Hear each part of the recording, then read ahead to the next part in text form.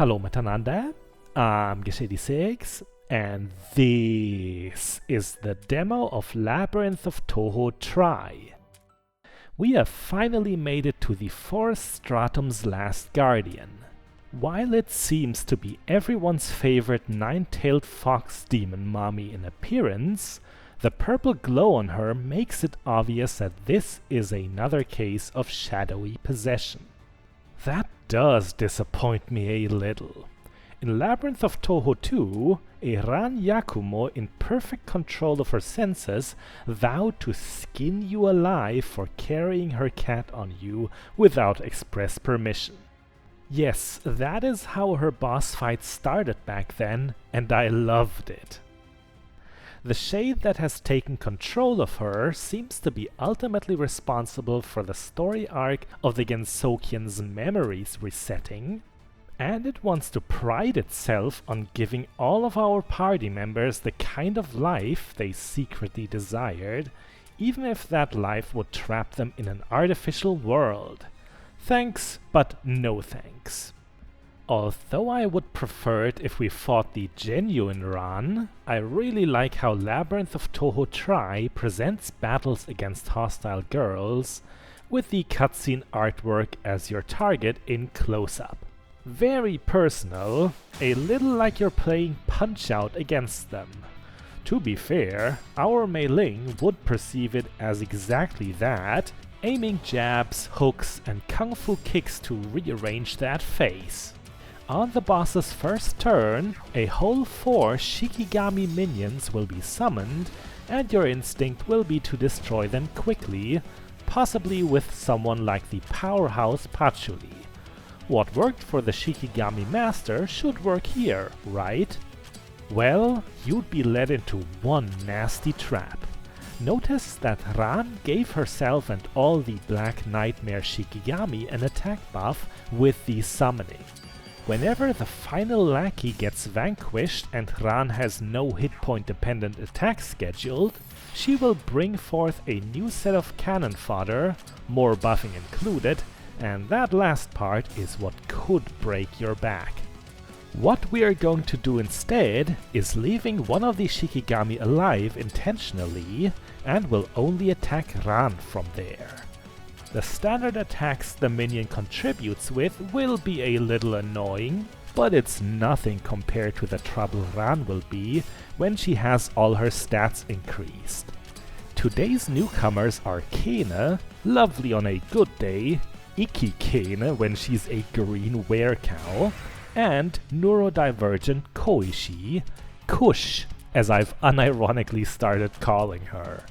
A cast of encroaching nightmare just missed said Kush, and that's not unexpectedly lucky at all, as she is a dodge tank. Apart from having pretty high mind, Kush is more evasive than anyone we have, and is very worthy of the leftmost slot, particularly in this encounter.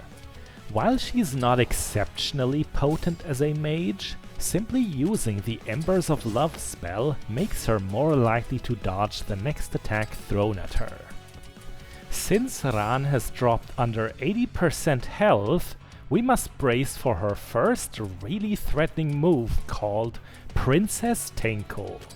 Only sturdy characters with good nature and mystic resistance should be active as it hits. Any damage dealers you would have to say goodbye to. Eligible for this can be Alice, Kene, Renko if she's at full health, and Reimu provided you didn't forget to equip an Aldebaran gemstone on the Shrine Maiden. Resistance gear can be created from scratch at this point at the workshop, so long as you've found the tools in the labyrinth and have held at least one copy of the item at some point. As so often, Princess Tenko becomes part of the boss's pattern after its first use, but if we use our 2 best attackers to their potential, Cirno and Maribel, we are unlikely to see it again.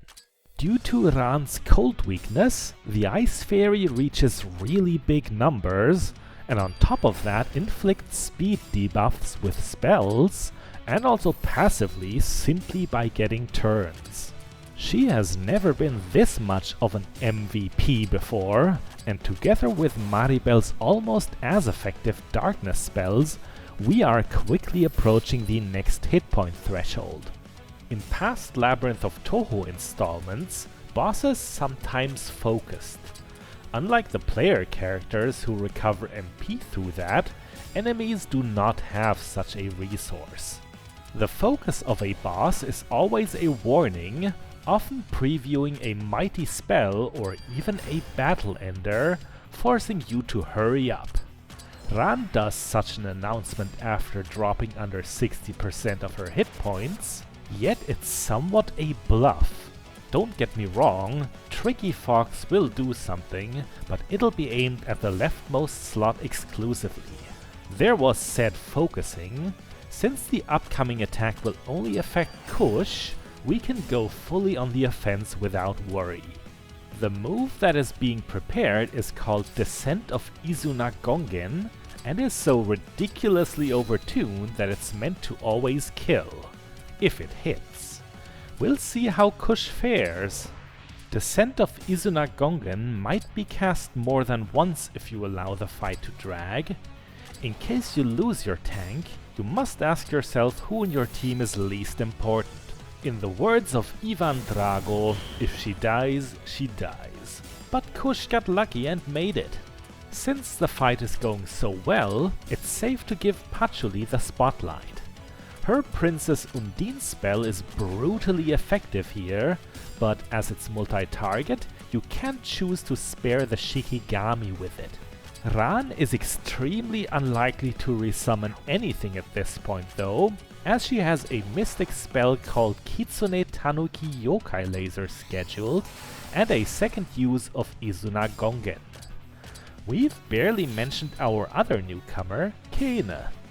As in Labyrinth of Touhou 1 and 2, she is a resilient supporter, yet is so far confined to buffing single characters, with bonus effects if that someone happens to be herself. Renko has meanwhile learned to buff party-wide, so Miss Teacher is actually being beaten in that department. Kane isn't bad, but it feels like she's challenging Renko for the title of Biggest Goober. Speaking of Renko, it was bold to leave her in the party for the upcoming cast of Kitsune Tanuki Yokai Laser. That attack is similar to Princess Tenko, but perhaps even more damaging. It might have taken down the already injured college student had she not dodged unexpectedly, and that would have left a stain on a fight that couldn't have gone much better. The most important strategies to consider are using the strongest fairy Cherno a lot, and not getting rid of the last Shikigami until it's quite late in the battle. Believe me, if the boss keeps buffing, the encounter will be different to this video like night and day. Ran will alternate raising her magic and defenses, and especially the latter is a problem, as your damage output would become quite pathetic. Now past this point, we've got some interesting and initially shocking ludonarrative. You must actually win the same battle once again, except you'll have a Sumireko level 40 in your last empty reserve slot. The occultist girl is so powerful, she will effortlessly beat Ran even if none of your crew contributes. Since that is an all but cinematic battle that you could almost only lose intentionally, we will cut it here. I'm Gesh86, this was the demo of Labyrinth of Touhou Try, and next time we will learn what the FOEs of the previous game were exchanged for. Bis bald!